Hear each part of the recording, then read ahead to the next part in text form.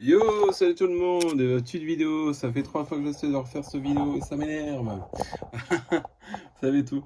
Je vais essayer de refaire le focus pour une fois. Voilà, est-ce que ça va faire propre? On va dire que oui. Du coup, oui, je vous présente. J'ai une espèce, je pense que là vous avez reconnu, pour ceux qui connaissent, j'ai une espèce de messor. Donc il y a quelques mois, je vous ai présenté messor céphalote et j'ai réussi à avoir messor arenarius, donc la deuxième messor entre guillemets en élevage, la plus grosse du monde. Donc c'est une messor qui provient aussi d'Afrique, qui fait 1,9 cm pour Magine. Ça peut aller un peu plus loin, c'est un poil plus petit, enfin du moins, un peu moins grand et moins carré que Céphalote, mais on reste quand même sur une belle bestiole.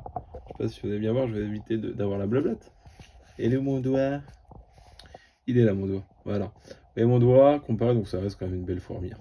Donc voilà, donc j'ai récupéré une petite fondation d'un autre éleveur qui a arrêté. Donc merci à lui.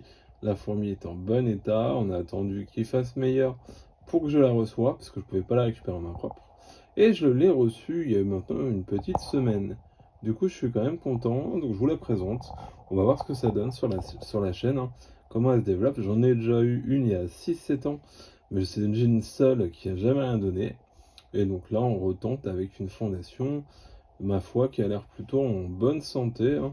Donc là, une gine et 7 ouvrières. J'ai un beau petit média là, avec une tête bien rosée, c'est sympatoche. Donc je les maintiens comme les céphalotes, là. Je les chauffe comme un bourrin, avec un point chaud à 30. Je leur donne des graines, donc comme d'hab, hein, les messeurs, ça c'est remarqué, on a mis du temps, mais maintenant on le sait, hein.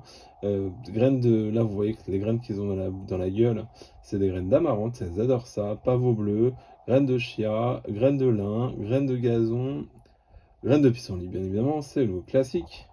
Et mais franchement, c'est une espèce très très jolie. Donc voilà, je partage avec vous sur cette espèce, hein.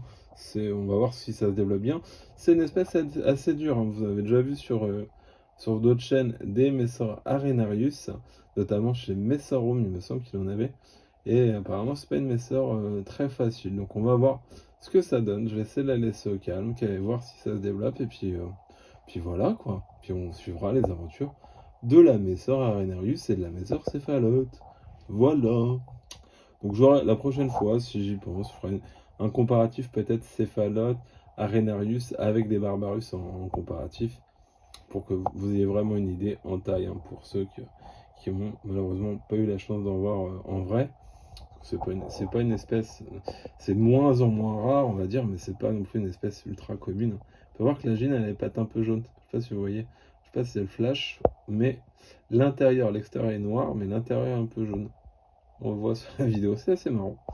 Voilà, donc voilà un petit peu pour cette espèce. J'espère que ça vous a plu. C'est une vidéo comme d'hab à l'arrache, rapido, rapidette. Mais comme ça, je vous les montre. Bisous!